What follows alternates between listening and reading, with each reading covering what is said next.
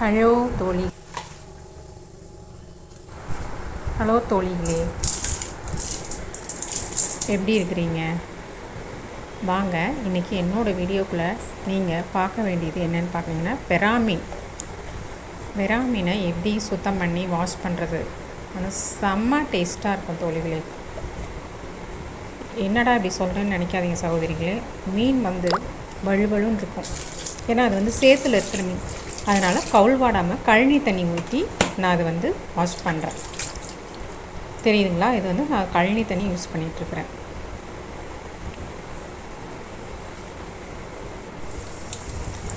அதை நல்லா கல்லில் உப்பு மஞ்சத்தூள் போட்டு நல்லா நம்ம அதை இது பண்ணணும்.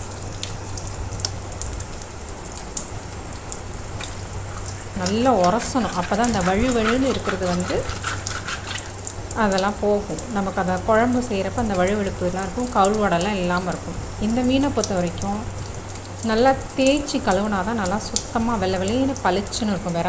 வெராமீன் செய்கிறவங்களுக்கு இந்த மீனை பற்றி உங்களுக்கு தெரியும், சமைக்கிறவங்களுக்கு இது தெரியும். கண்டிப்பாக எங்கே கிடைச்சாலும் இது வாங்கி சாப்பிட்டு பாருங்கள். ரொம்ப டேஸ்ட்டாக இருக்கும், சூப்பராக இருக்கும். அப்படியே எண்ணெய் மிதக்க குழம்பு இருக்கும். நல்லா பாருங்கள், இந்த கல்லில் நல்லா நான் கழுவுறது தெரியுதுங்களா? வழுவழுன்னு அந்த செதிலெலாம் தெரியுது. ஓகேவா?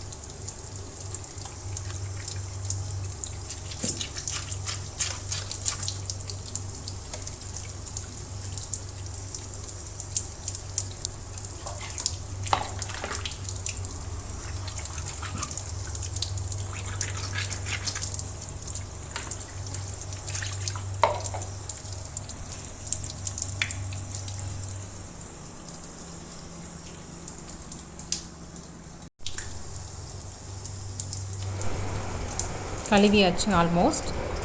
நல்லா உப்பு மஞ்சள் போட்டு பைப் போட்டு வாஷ் பண்ணணும்னு வச்சுக்கோங்க. வெள்ளைன்னு பளிச்சுன்னு இருக்கும். முதல்ல நீங்கள் எடுத்த வீடியோக்கும் இப்போ எடுத்த வீடியோக்கும் நல்லா உங்களுக்கு வித்தியாசம் தெரியுதுங்களா? எப்படி ஒயிட்டாக ஃப்ரெஷ்ஷாக நேரடியாக வாங்கிட்டு. ஓகே, வாங்க இப்போ மீன் வாணலை வச்சு எண்ணெயை ஊற்றி குழம்பு எப்படி செய்கிறதுன்னு பார்ப்போம். நல்லெண்ணெய் இருந்தால் பெஸ்ட்டு. ரொம்ப நல்லெண்ணெய் ஊற்றி எப்போதும் ஆஸ் யூஷுவல் நம்ம என்னங்க செய்வோம், எண்ணெய், சோம்பு, கடுகு, அப்புறம் வெந்தயம். ஆஸ் யூஷுவல் செய்கிற மாதிரி தான். சோம்பு, கடுகு நல்லா பொரியணும். வெந்தயம் லாஸ்ட்டாக நல்லா வாசமாக இருக்கும். வெந்தயம் அந்த மீன் குழம்புல வெந்தயம் போட்டால் அது ஒரு டேஸ்ட்டாக வாசமாக இருக்கும். கருவேப்பிலை தாங்க இல்லை, மிஸ் ஆகிடுச்சு.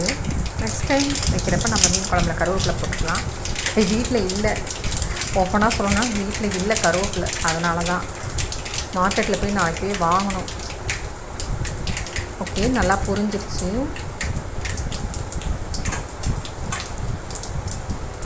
அப்புறம் வெங்காயம், தக்காளி, பச்சை மிளகாய் வந்து கீரி போட்டிங்கன்னா சூப்பராக இருக்கும்.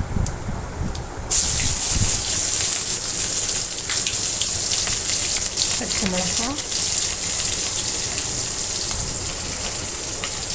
கீரி போடணும், பச்சை மிளகாவை கீரி போடணும். அப்போ தான் நல்லாயிருக்கும் குழம்பு. ஃபுல்லுன்னு காரமாக ஸ்பைஸியாக.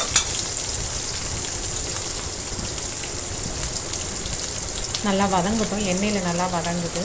உப்பு போடுற வதங்குறது, வெங்காயம் பச்சை மிளகாய் வதங்குறதுக்கு வந்து உப்பு போட்டேன்.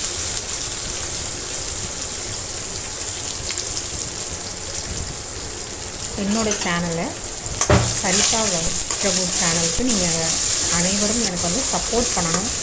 சப்ஸ்கிரைப் பண்ணுங்கள் தோழிகளே, சப்ஸ்கிரைப் பண்ணுங்கள் மறக்காமல். அதுக்கப்புறம் தக்காளி, ஒரு தக்காளி போதும். மீன் குழம்புக்கு அதிகம் தக்காளி தேவைப்படாது, சின்ன பழத்துக்கு ஒன்று போதும். இதாக மீன் கழுவி வாஷ் பண்ணி வச்சு கொடுப்பாருங்க. தக்காளி அந்த பக்கம் வதங்கிட்டு இருக்கட்டும். உப்பு போட்டு மறுபடியும் நல்லா வதக்கணும்.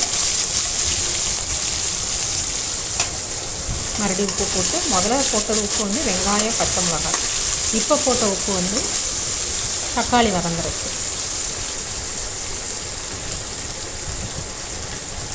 ஏன்னா இது வந்து 1 கிலோ மீன், நல்லா 1 கிலோ பெருசாக இருக்கும். தொண்டு பார்த்திங்கன்னா பார்த்துருப்பீங்க, நல்லா பெருசாக இருந்துச்சு பார்த்தீங்களா. நல்லா கவுள் வாடை இருக்காது, முள் இருக்காது. முள் ஒரே முள் தான். இந்த முள் இருக்கிற மீன்லாம் நாங்கள் வாங்க மாட்டோம். முள் இல்லாத மீன், ஒரே மீன். நல்லா வதங்கிடுச்சு. எண்ணெய் தெரியுதுங்களா பார்த்தீங்களா, எண்ணெய் பிரிஞ்சு தெரியுதா. நல்லா அப்போனா வதங்கிட்டுருக்குன்னு அர்த்தம். முக்கால்வாசி வதங்கிடுச்சு. ஓகே, நல்லா வதங்கிட்டுருக்குது. அப்புறம் நம்ம இதுக்கப்புறம் உள்ள ஸ்டெப் என்னென்னு பார்த்தீங்கன்னா, புளிக்கரைச்சல் ரெடி ஆகிடுச்சு.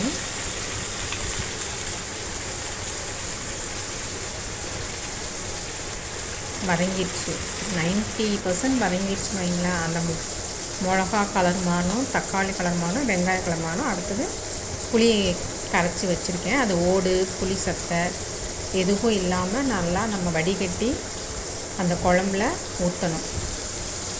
எல்லாமே கரைச்சி ரெடியாக வச்சு நான் வந்து வடிச்சிட்டேன். பார்த்தீங்களா, எதுவும் இல்லை, ஆல்மோஸ்ட் எதுவுமே இல்லை. புளி தோல் கூட இல்லை பாருங்கள். எல்லாம் நான் வடிகட்டி எடுத்து வச்சுட்டேன். நல்லா வந்து புளி ஊற்றிட்டேன், மஞ்சத்தூள் போட்டாச்சு, உப்பு போட்டாச்சு. இனி வந்து என்ன பண்ணணும், ப்ராசஸ் கடைசி நல்லா பச்சை வாசனை போக கொதிக்கணும். கொதித்ததுக்கப்புறம் ஒரு 5 ஸ்பூன் குழம்பு மிளகாத்தூள், வீட்டில் நாங்களே செஞ்சது தான் குழம்பு மிளகாத்தூள், கடைத்தூள்லாம் இல்லை, ஆல்மோஸ்ட் வீட்டில் ரெடி பண்ண குழம்பு தூள் தான். நல்லா கொதிக்குது பாருங்களா. புளி வாசம் பச்சை வாசம் போகணும். அந்த புளி பச்சை வாசம் போனதுக்கப்புறம் தான் மிளகாத்தூளை நம்ம போடணும். புளியை கரைச்சோன்னா வந்து நம்ம மிளகாத்தூள் போட்டோம்னா அந்த புளி வாசனை போகாது. புளி கொதிச்சோன்னா அதுக்கப்புறம் தான் நம்ம ஒரு 5 ஸ்பூன் வீட்டு மிளகாய்த்தூளில் ஒரு 5 ஸ்பூன் போடணும்.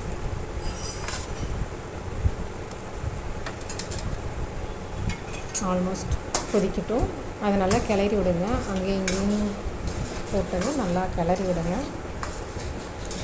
உங்களுக்கு வேணும்னா கூட லைட்டாக ஒரு 1/4 டீஸ்பூன் பார்த்திங்கன்னா ஆச்சி ரெட் சில்லி பவுட்ரு கூட போடலாம்.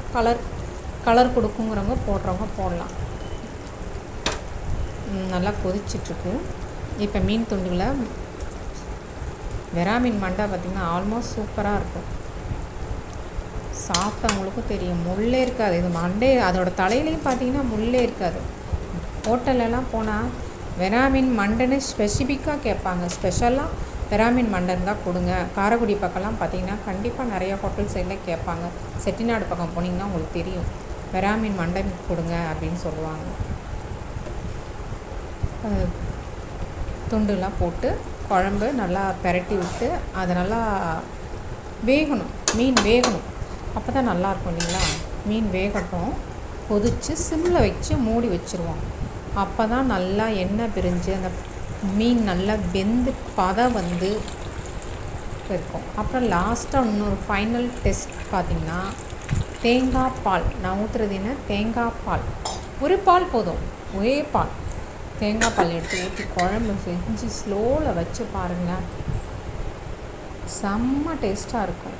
தேங்காய் பால் யாரும் ஊற்றி செய்ய மாட்டாங்க. ஆனால் இந்த மீன் குழம்புக்கு இது வந்து குளத்து மீன் இல்லைங்களா, கடல் மீன் கிடையாது, குளத்து மீன். ஸோ அதனால் தேங்காய் பால் ஊற்றி செஞ்சு பாருங்கள், அமிர்தம் மாதிரி இருக்கும். வாயில் எச்சி ஊற அளவுக்கு செம்ம டேஸ்ட்டாக இருக்கும். கொதித்து வந்துருச்சு, எண்ணெய் பிரிஞ்சு நல்லா தெரியுதுங்களா, மண்டை எடுத்து பாருங்கள். ஆல்மோஸ்ட் ரெடி ஆயிடுச்சு. ஏன்னா மீன் பெரிய மீன், அதனால் கரண்டிக்கே எடுக்க வரல. அதை நம்ம சாப்பிட்றப்போ 2 மணி நேரம் ஊறி சாப்பிட்டோன்னு வச்சுக்கோங்களேன், கொதிக்க ஒயிட் ரைஸில் போட்டு சாப்பிட்டா அப்பா செம்ம டேஸ்ட். சாப்பிடணும் போல் தோணுதா? நீங்களும்